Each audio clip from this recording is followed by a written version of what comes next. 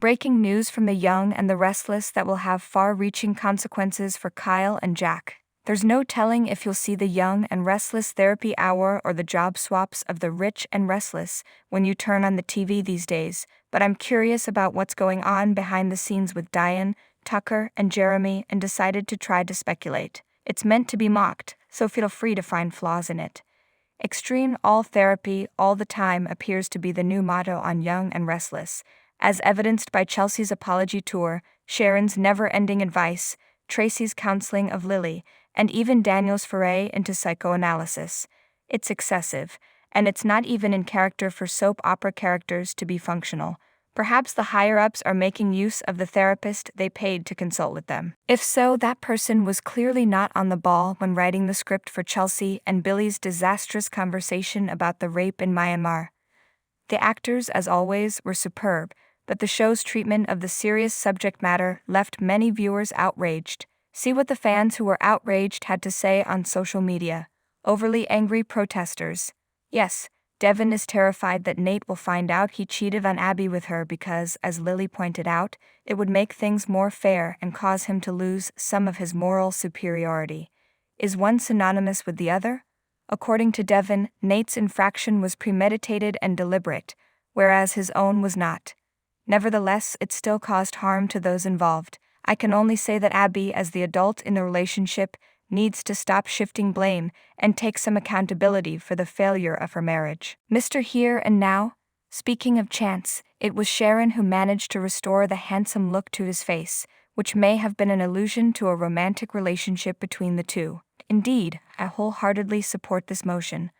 Why shouldn't she take advantage of the fact that Nick is currently committed to Sally and have some love in the afternoon? There's no harm in Sharon finding her Mr. Right Now and Chance, even though they'll inevitably reunite as Chic again in the future. I would have preferred a fling between them back when he was still with Abby. She slept with Scott when he was still with Sharon. But I'll take what I can get. Some fans are against Chance because of the age difference, which doesn't bother me in the least and seems like a societal double standard where women and younger men are concerned. Bombshell. There's a bad odor coming from Dianeville.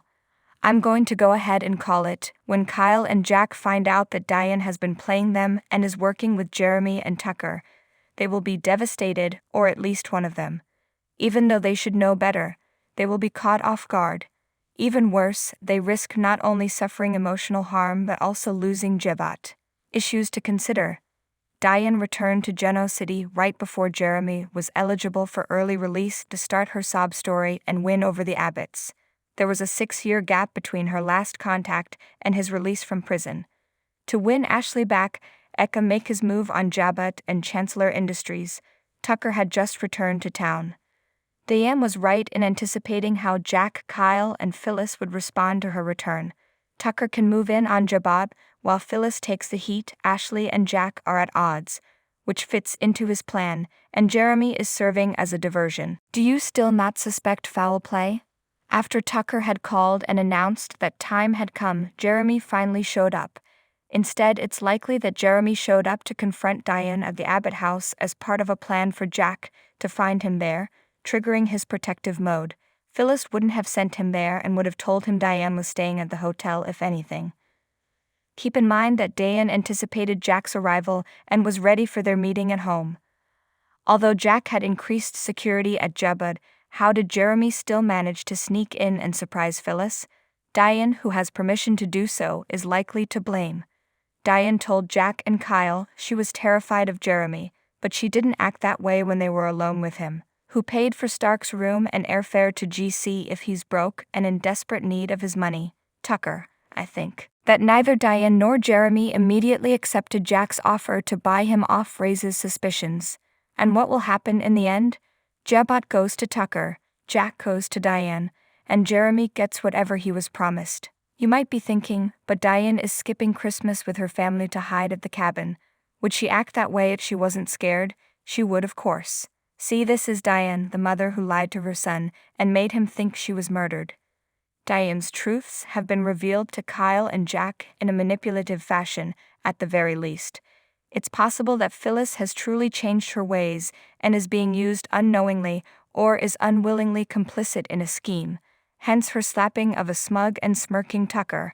But as is customary on soaps, the person no one listens to is ultimately proven right. In this case, it's Phyllis.